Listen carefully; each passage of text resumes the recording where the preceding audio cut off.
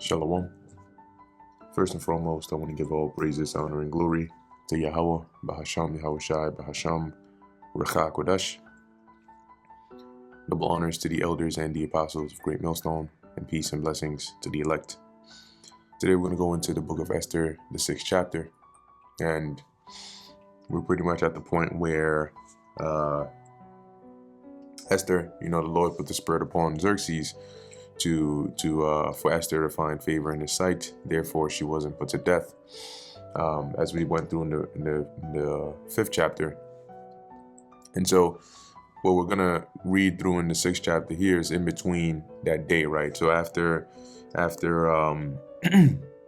Esther had already had the first banquet, and she invited the king, right, Xerxes or Ahasuerus, and Haman to the second banquet, right? Remember, Haman went home and discussed with his wife and his friends how to get rid of Mordecai, and the idea of building or setting up a gallows that they can hang Mordecai on is what they settled on. So keep that in mind, that this is what has happened so far. Anyway, it says the king plans to honor Mordecai. Esther 6:1.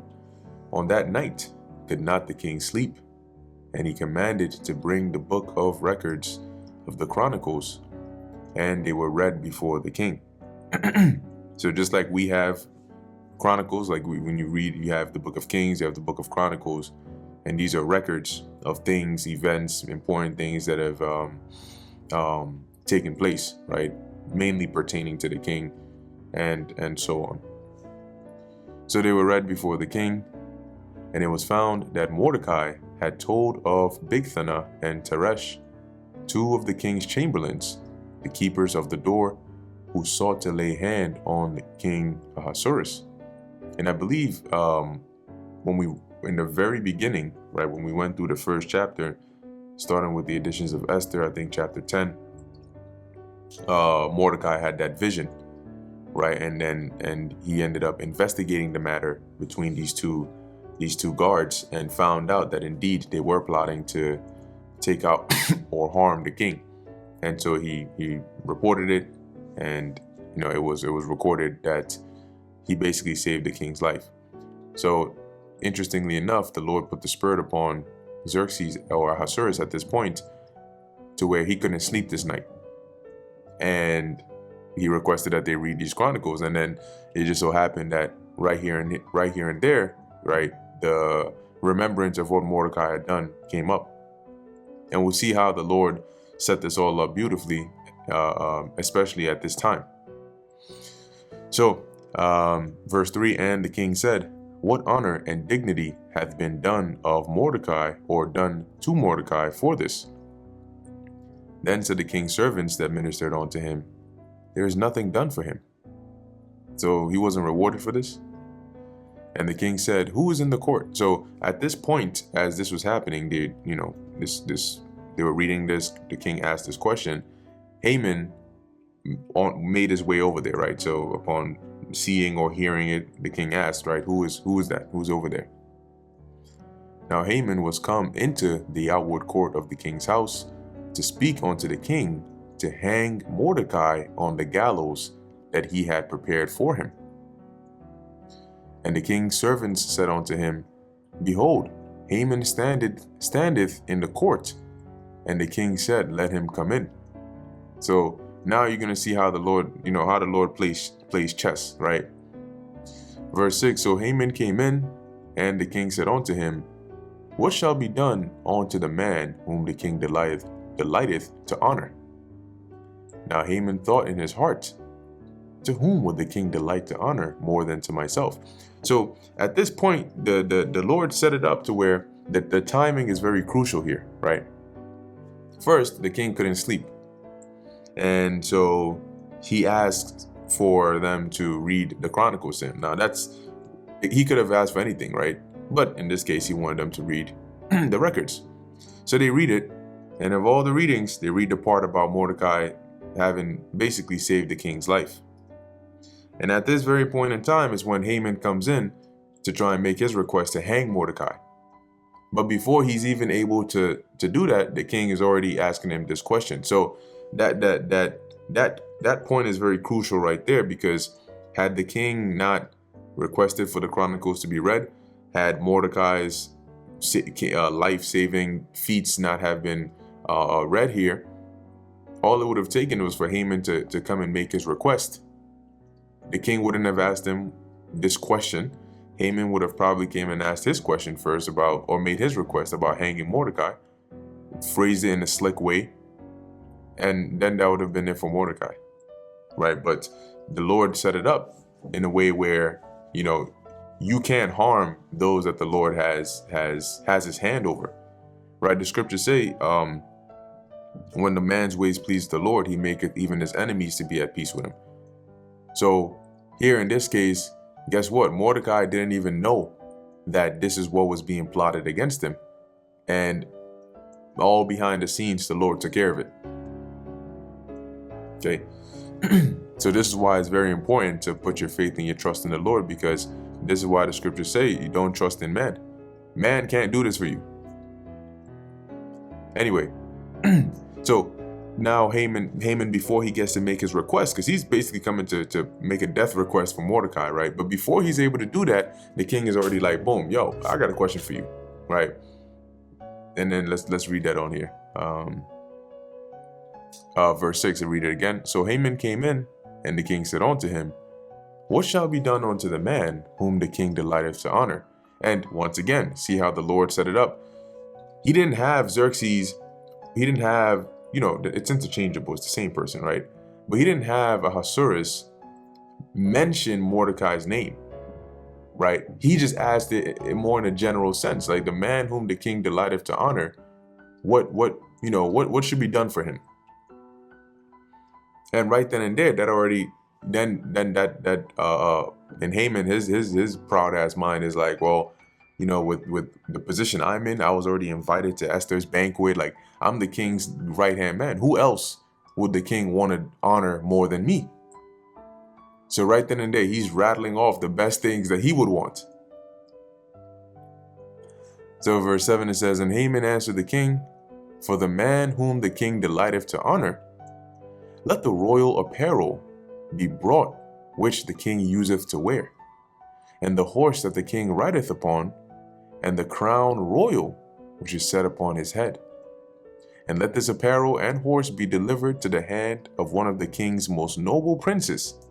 So get all these things and give it to one of your top guys, that they may array the man withal, whom the king delighteth to honor. So Haman is imagining himself in this role, right? And that's why he's giving such detail here, and he's imagining one of the top guys arraying him in this, and his proud ass is being paraded, and everybody is seeing like, yeah, he's the man. So it says here, whom the king delighteth to honor, and bring him on horseback through the street of the city, and proclaim before him, thus shall it be done to the man whom the king delighteth to honor. So let everybody know, this is what happens to the one that the king delights to honor.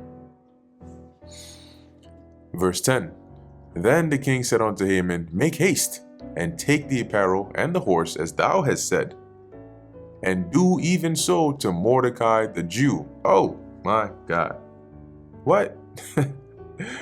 So this guy came in there with high hopes. He's all excited. Before he could even open his mouth to make his request, the king already gave him a task. So the Lord just completely just knocked all that out of Haman's hands. Basically just knocked the ball out of his hand. It says here, the Jew that sitteth at the king's gate, let nothing fail of all that thou hast spoken. So now, not only is this honor going to Mordecai, which Haman detests, but Haman is the one who has to do it. See how the Lord works? There is no beating the Lord. You don't make an enemy out of the Lord's chosen, right? The Lord's people, those that the Lord loves, and then think you're going to be all good. You can never win against the Lord.